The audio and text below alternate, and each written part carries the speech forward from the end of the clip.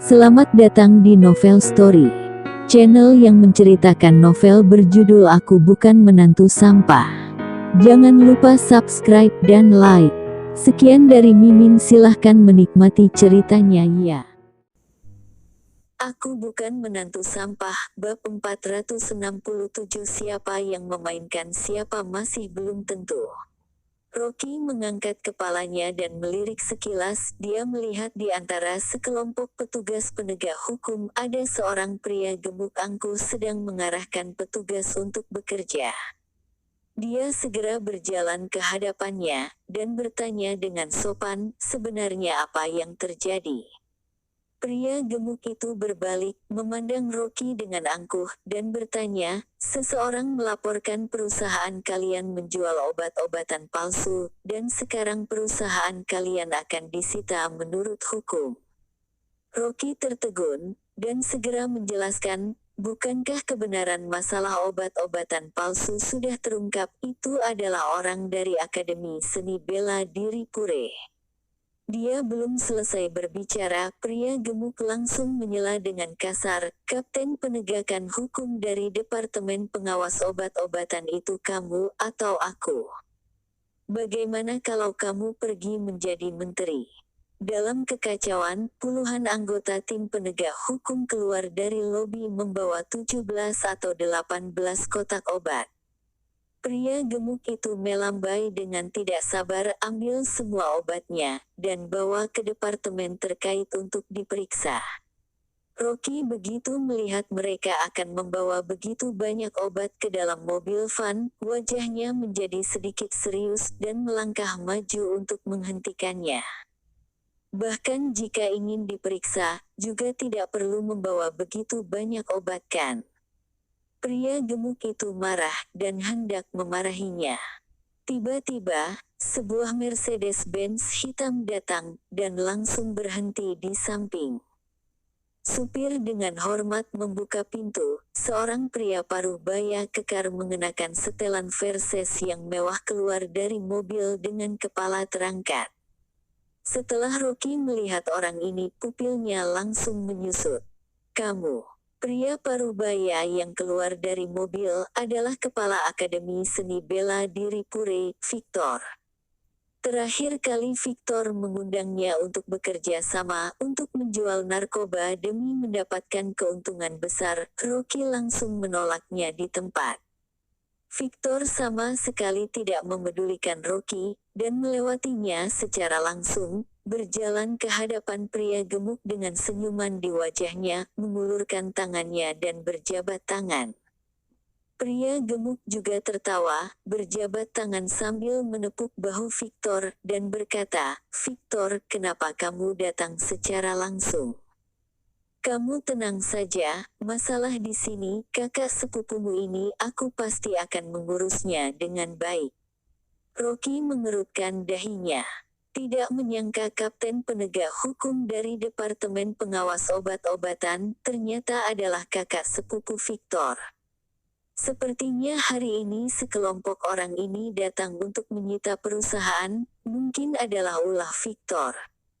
Victor sambil berjabat tangan dengan pria gemuk itu, sambil tertawa dan berkata, tentu saja aku percaya pada kakak sepupuku, tetapi aku juga datang karena hal lain. Setelah mengatakannya, dia berbalik, dan memerintahkan seorang pria berjas di belakangnya. Pria berjas itu segera mengangguk, merapikan kacamatanya yang berbingkai emas, berjalan dengan langkah besar dan bertanya, siapa di antara kalian yang bertanggung jawab atas joint venture? Majulah. Saat ini Suri Jiang belum sampai. Rocky melangkah maju dengan tenang, dan berkata, aku ada apa? Pria berkacamata berbingkai emas mendengus dan berkata dengan nada bicara mendidik, aku adalah pengacara perusahaan Titan, sekarang aku menggugat perusahaan kalian karena mencuri resep perusahaan kami. Ini surat pengacara. Sambil mengatakan, dia menyerahkan selembar kertas. Rocky memandang surat pengacara itu dengan dingin, dan berkata dengan tidak sungkan, "Kamu mengatakan kami mencuri resep perusahaan kalian, buktinya mana?" Pria gemuk itu berteriak dengan ganas, "Tunggu sampai setelah obat-obatan perusahaan kalian diuji, itu adalah buktinya." Setelah mengatakannya, dia memerintah taruh obatnya di mobil. Perusahaan tutup, tidak boleh dibuka tanpa pemberitahuan dari Departemen Pengawas Obat-obatan. Rocky menginjak kotak obat dan bertanya dengan dingin, "Kamu adalah kapten penegak hukum dari Departemen Pengawas Obat-obatan. Siapa namamu? Hehe, kenapa penduduk pendatang sepertimu ingin berbuat sesuatu terhadapku?" Pria gemuk itu membalasnya, "Dengarkan baik-baik, aku adalah Kapten Roman dari Departemen Pengawas Obat-obatan. Tunggu masalah obat-obatan ini terdeteksi, aku akan membuat kamu menyesal." Rocky mendengus dingin, dan menginjak kotak obat dengan gigi. Situasi saat ini, sangat jelas kepala Akademi Seni Bela Diri, Victor yang rugi, dan mencari kakak sepupunya datang untuk membalas dendam. Kedua orang ini saling bekerja sama, jika mereka benar-benar membawa obat-obat ini untuk diperiksa, mereka mungkin akan melakukan kecurangan, menambahkan zat lain ke dalam obat, dan membuat perusahaan menanggung fitnah. Melihat kaki Rocky tidak lepas, Victor berkata sambil tersenyum, "Rocky, kamu berani menghalangi penegakan hukum. Kota Wasa tidak seperti tempat asalmu." Rocky mencibir, "Aku tidak ingin menambah masalah. Karena kalau kalian membawa pergi obat-obat ini sekarang, pada akhirnya juga harus mengembalikannya padaku dengan patuh, dan berlutut di hadapanku untuk memohon belas kasihan." Saat ini ada sebuah Porsche datang. Suri Jiang buru-buru keluar dari mobil, dan berjalan sambil memarahi apa yang terjadi. Asistennya bergegas maju, dan menceritakan masalahnya. "Oh, Kapten Roman." Suri Jiang melirik pria gemuk itu dengan acuh tak acuh, dan berkata, "Direktur Wang dari Departemen Pengawas Obat-obatan kalian adalah tamu keluarga Jiang kami. Kamu bawahan Direktur Wang kan? Dia mengizinkanmu menyita perusahaan keluarga Jiang kami." Pria gemuk itu tertawa, dan berkata dengan percaya diri, "Nona Suri, kamu tidak usah menekanku menggunakan Direktur Wang. Masalah menyita perusahaan, hanya keluarga Jiang kamu, masih tidak berhak mengurus masalah ini." Suri Jiang sangat kesal, dia langsung mengeluarkan ponsel, dan berkata dengan wajah serius, "Aku akan menelepon." Setelah mengatakannya, dia langsung menelepon. Dia berbicara beberapa patah kata di telepon, meletakkan telepon dan berkata dengan dingin, "Kapten Roman, Direktur Wang sudah mengatakannya di telepon, dia tidak tahu tentang hal ini, dan menyuruh kamu segera membawa orang-orang pergi dari sini." Anggota tim penegak hukum di sekitarnya berhenti, dan tampak ragu-ragu. Roman hanyalah kapten, tetapi Direktur Wang memiliki kekuasaan yang lebih besar. Jika Direktur Wang yang berbicara secara langsung, mereka juga tidak akan berani bergerak lagi.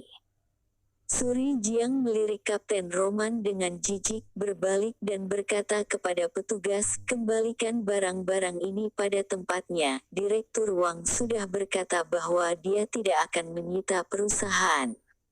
Rocky juga merasa lega. Untungnya keluarga Jiang memiliki reputasi di kota Wasa, hanya sebuah panggilan telepon langsung bisa menyelesaikan banyak masalah. Pada saat para karyawan hendak memindahkan kotak obat, tiba-tiba terdengar suara. "Tunggu." Victor tersenyum dingin, berjalan maju dengan memegang ponselnya, dan berkata dengan nada mengejek, "Sini, dengar panggilan telepon dari wakil biro." Setelah mengatakannya, dia langsung menyalakan speaker. Dari telepon, benar-benar terdengar suara wakil biro yang dingin dan berat.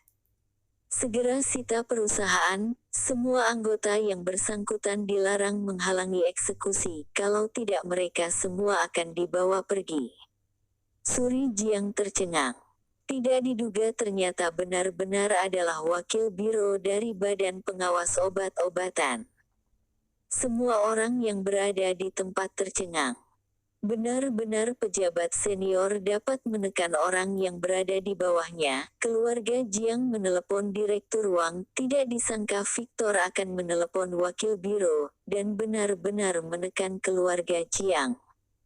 Kapten Roman tersenyum dingin, berjalan ke hadapan Rocky dengan angkuh, dan berkata dengan sinis, "Bagaimana, apakah sudah mengerti? Perintah wakil biro tidak perlu aku ulangikan." Dia berbalik, dan sengaja memperpanjang nada bicaranya. "Keluarga Jiang dari 4 keluarga besar di kota Wasa, kamu benar-benar berpikir aku akan takut padamu? Sejujurnya Nona Suri, hari ini aku tidak hanya akan menyita perusahaan, aku juga harus membawa pergi orang yang bernama Rocky ini." Setelah mengatakannya, dia memerintah, "Ngapain masih diam saja, cepat masukkan kotak obat ke dalam mobil, borgol orang bernama Rocky ini dan bawa pergi." Suri Jiang tidak menduga kapten kecil dari pihak mereka, bisa begitu sombong, bahkan tidak menganggap keluarga Jiang. Dia marah sampai wajahnya memerah, dan berteriak, "Kenapa harus bawa pergi Rocky?" Pria gemuk mencibir, "Hanya karena dia menghalangi tugas resmi kami. Ini adalah perintah dari wakil biro." Setelah mengatakannya, dia langsung mengeluarkan borgol, berjalan ke samping Rocky dengan sombong, dan memborgolnya. Victor yang berdiri di samping menyeringai, mendekat dan mencibir dengan suara rendah. "Rocky, bukankah kamu sombong? Bukankah di belakangmu masih ada orang? Tunggu nanti sampai di biro, aku temani kamu bermain pelan-pelan. Aku akan memainkanmu sampai mati." Kedua tangan Rocky diborgol, tetapi ekspresinya tenang. Dia mengangkat kepala, menatap Victor dan tersenyum. "Jangan mengatakan itu terlalu cepat, siapa yang memainkan siapa, masih belum tahu. Pokoknya pada akhirnya kamu pasti adalah orang yang dimainkan sampai mati."